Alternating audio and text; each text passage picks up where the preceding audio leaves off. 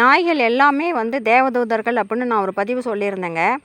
மகாபாரதத்தில் கூட பாண்டவர்கள் வந்து இந்திரபிரஸ்தத்துலேருந்து அஸ்தினாபுரம் போய் தான் எல்லாத்தையும் பணையம் வச்சு எல்லாத்தையும் இழந்து நாடே இழக்கிறாங்க. அவங்க போகிறதுக்கு முதல் நாள் 2 நாளைக்கு முன்னாடி இருந்து நீங்கள் மகாபாரதம் நல்லா படித்து பாருங்கள். பழைய மகாபாரதம் நாய்கள் ஓலையிட்டது அப்படின்னு சொல்லுவாங்க. நாய்கள் ஓலையிட்டது, வள இடமா சுற்றி திருந்தது, ஏதோ ஒரு கெட்டது நடக்க போகுது அப்படின்னு சொல்லி சகாதேவன் வந்து தர்மன்கிட்ட சொன்னதாக ஒரு பதிவு வரும். நீங்கள் அதை படித்து பாருங்கள். நம்மக்கிட்டேயே சொல்லுவாங்க, நம்ம ஏதாவது பேசிகிட்டு இருக்கும்போது கூட நாய் துளிக்கிட்டு ஓடணும், படுக்கக்கூடாது அப்படின்னு சொல்லுவாங்க. அப்புறம் நாய்ங்க வந்து ஓலையிடக்கூடாது, ஓலையிட்டால் கெட்டது நடக்கும் அப்படின்னு சொல்லுவாங்க. சில சாஸ்திரங்கள் நாய்ங்களுக்கு மட்டும்தான் இவ்வளோ தூரம் சொல்கிறாங்க. நிறையா பேர் சொல்லுவாங்க நாய்ங்களுக்கு வந்து யமனை பார்க்குற சக்தி இருக்குது, யமன் வந்தால் அதுங்களுக்கு தெரியும், அதை பார்த்து குலைக்கிற சக்தி இருக்குது அப்படின்னு சொல்லிட்டு நிறையா பேர் சொல்லுவாங்க. அதனால தான் நான் சொன்னேன், நாய்ங்க வந்து தேவதூதர்கள் தான். தேவதூதர்களை நீங்கள் அடித்து துன்புறுத்த வேண்டாம், யாராவது சோறு போட்டால் அதை தடுக்க வேண்டாம். கிருஷ்ணவேணி அப்படிங்கிறவங்க வந்து தெளிவாக நிறையா பதிவு சொல்லியிருக்கிறாங்க. அவங்க நிறையா நாய்க்குட்டிலாம் கொடுக்குறாங்க. எங்கேருந்து அவங்களுக்கு அவ்வளோ நாய்க்குட்டி கிடைக்குதுன்னு தெரில. நாங்களாம் நாய்க்குட்டிக்கு நாயாக பேயாக அலைஞ்சிருக்கிறேங்க. சேலம் கவர்மெண்ட் ஹாஸ்பிட்டலுக்கு ஒரு தடவை ஒரு ஜாதி பிரச்சனையில் சண்டை வந்து எல்லாம் அடிபட்டு படுத்துட்டு இருந்தாங்க எங்கள் ஊருக்காரங்க. அவங்கள பார்க்குறதுக்கு போயிட்டு நீங்கள் அந்த சைடு பார்த்தீங்கன்னா ஒரு ஆலமரம் இருக்கும். அந்த ஆலமரத்துக்கிட்ட தாங்க ஒரு குட்டி இருந்தது. அதை வந்து சாயங்காலம் வரைக்கும் வெயிட் பண்ணி அவங்க அம்மா நாய்க்கு சாப்பாடு போட்டு அதை வந்து ஒரு கட்டைப்பையில் தூக்கி போட்டுட்டு யாரும் பார்த்துடக்கூடாது அப்படின்னு சொல்லி ஹாஸ்பிட்டல்லேருந்து நாய் திருடிட்டு வந்திருக்கிறேன் நான். அது வந்து இதுக்கு முன்னாடி இருந்த ஒரு நாய், அது செத்து போயிடுச்சிங்க. அந்த அளவுக்கு எங்கேயாவது நாயை பார்த்தா திருடிட்டு வர்ற அளவுக்கு தான் எங்களுது வந்து இருந்தது. எங்கேயுமே நாய் கிடைக்கல. அப்படி தான் நாங்கள் ஒவ்வொரு தடவையும் கொண்டுட்டு வந்திருக்கிறோம். ஆனால் அவங்களுக்கு வந்து நிறையா நாய் கிடைக்கிது. கிடைக்கிற வரைக்கும் சந்தோஷங்க. தயவு செஞ்சு நாய் வளர்த்துங்க. வளர்த்துறதுக்கு விருப்பம் இருக்கிறவங்க தயவு செஞ்சு வளர்த்துங்க. வளர்த்துறவங்கள நெய்ன்னு பேசாதீங்க. நாங்களும் வாடகை வீட்டில் குடியிருந்துருக்கிறோம். சேலத்தில் இருக்கும்போது நாங்கள் வாடகை வீட்டில் தான் இருந்தோம். அப்போ அந்த வீட்டுக்காரர் எதுவும் சொல்லிங்க, அவரே வந்து நாய்க்குட்டி வாங்கிட்டு வந்து கொடுத்தாரு வளர்த்த சொல்லி. ஆனால் நாங்கள் வந்து 6 வீடு குடியிருந்தோம். அவர் ஹவுஸ் ஓனர் வந்து கீழே இருந்தார்.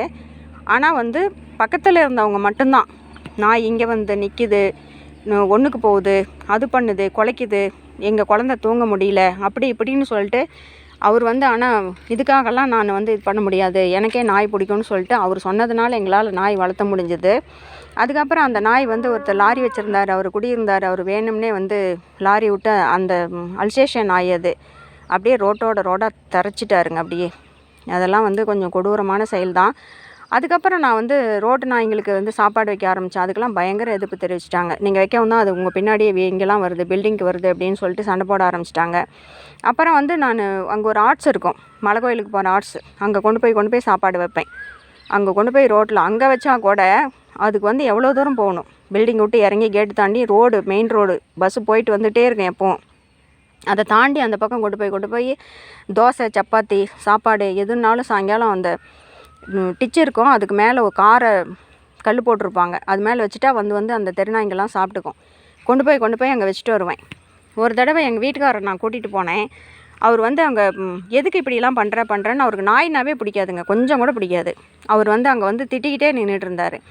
ஒரு கொஞ்ச நேரம் இருங்க, என்னை பார்த்த உடனே அந்த நாய்ங்க ஓடி வந்துடும் அப்படின்னு சொல்லிட்டு நான் நின்றுட்டு இருந்தேன். உனக்கு இதே பொழப்பா போச்சு அப்படின்னு சொல்லிட்டு நான் வந்து கறி குழம்பும் ஒரு 10 தோசையும் பிசைஞ்சு எடுத்துகிட்டு போயிருந்தேன். அப்படியே குழம்பு மேலே போட்டு ஊற்றி அது அப்படியே குண்டாவோடு வாங்கினது அந்த சாக்கடையில் கொட்டிட்டார்.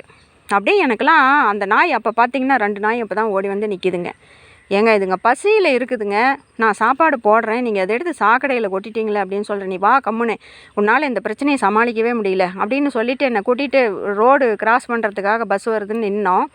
அப்போ பார்த்திங்கன்னா அந்த சாக்கடையில் கொட்டினதை வந்து ஒரு நாய் மண்டி போட்டுக்கிட்டு கீழே இறங்குறதுக்கு பார்த்துட்டு இருந்துச்சு. அப்போ அவர்கிட்ட கூப்பிட்டு நான் காமிச்சேன், அங்கே பாருங்கள், நீங்கள் நாம் போயிட்டாலுமே அதை தான் அது சாப்பிட்டாகணும். அந்த வாசம், கறிக்குழம்பு வாசமும் தோசையும் அது வந்து சாக்கடையில் இருந்ததை இறங்கியாவது அது சாப்பிட்ரும் அப்படின்னு சொல்லிட்டு. அப்போ தான் அவர் என்ன நினச்சாரோ தெரில. அன்னைக்கு தாங்க அவர் மாறினார்.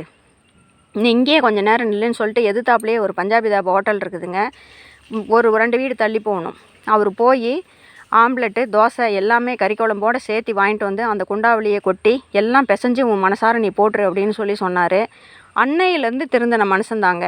நாயை பிடிக்காதவங்க கூட ஒரு கட்டத்தில் திருந்திருவாங்க. அவர் அந்த நிமிஷம் வந்து அந்த சாக்கடையில் கொட்டினது வந்து எனக்கு பயங்கரமாக அழுக வந்துருச்சு. அந்த நாயை அந்த மண்டி போட்டுட்டு அந்த கீழே அந்த சாக்கடையில் இருக்கிற சாப்பாடு எடுக்கிறதுக்கு பார்த்து பாருங்கள், கடவுளே நான் இன்னும் இந்த உலகத்தில் இருக்கிறேனே அப்படின்னு நினச்சேன்.